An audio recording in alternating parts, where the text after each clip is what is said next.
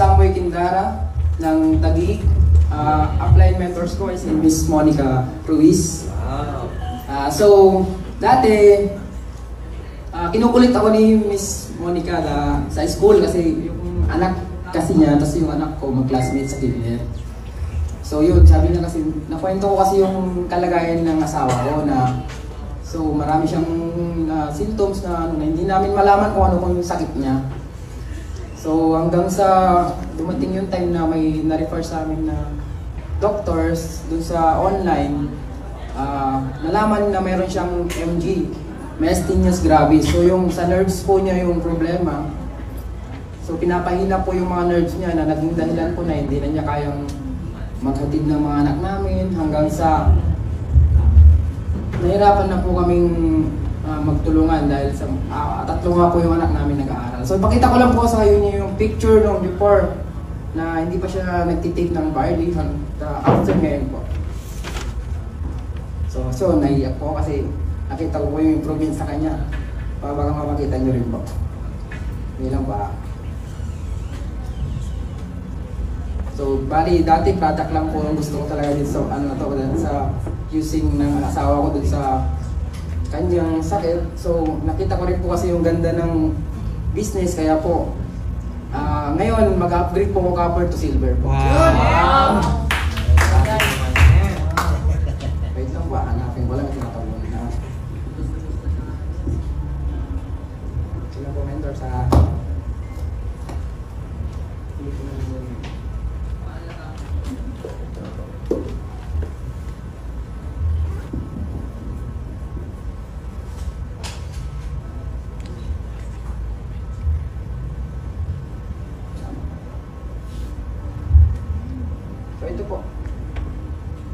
ito po siya noon, nung nasa Manila pa kami. So, nung pagkatapos po ng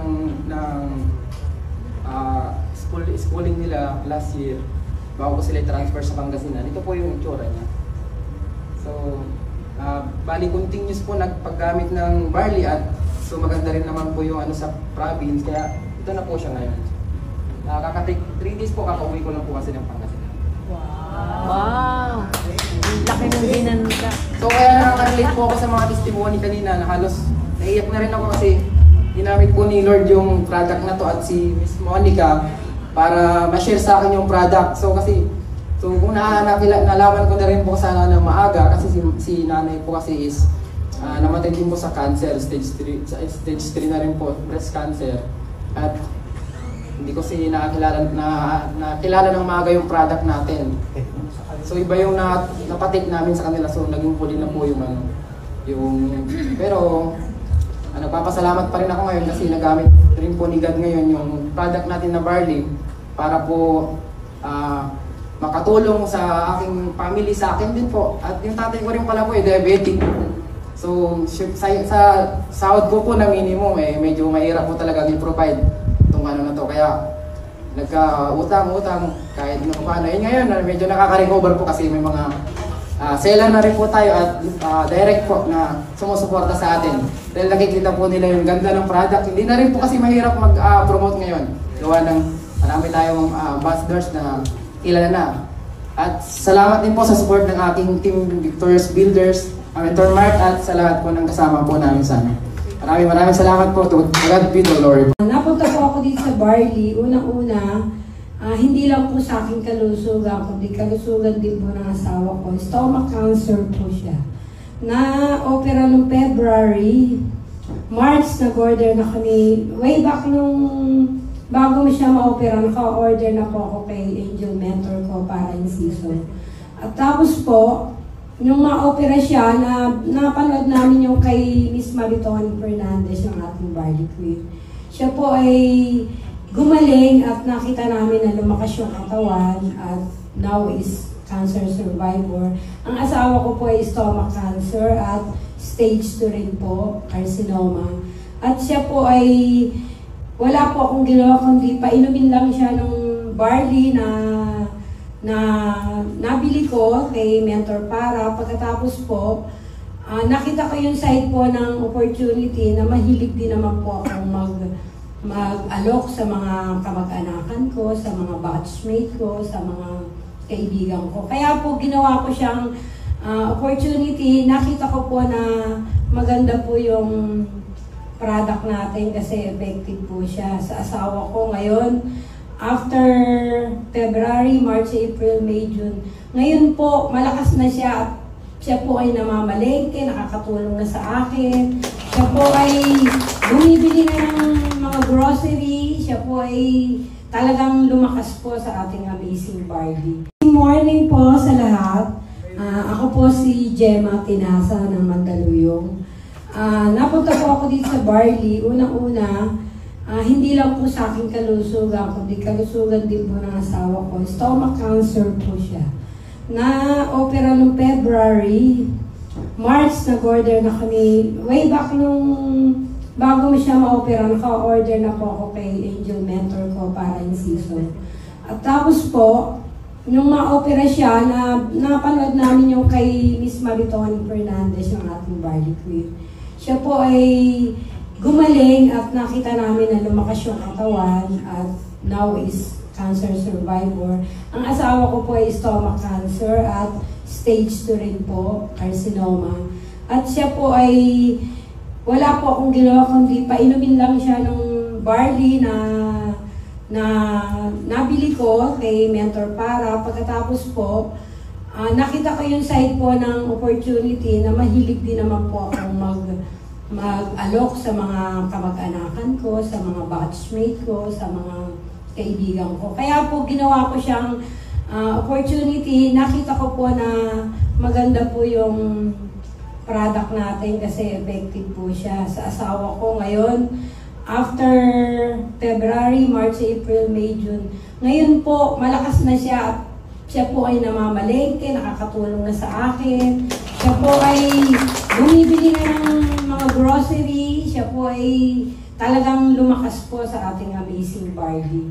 At sa akin naman po bilang isang diabetic, nung before po ako uminom sumabay sa asawa ko, ang aking pong HbA1c po sa blood sugar is nasa 10 pataas, 10 pas po. Ngayon, nag-ano po ako, marami ako pong nangangati, marami pong nararamdaman, merong tumutubong mga bukol-bukol, ganun.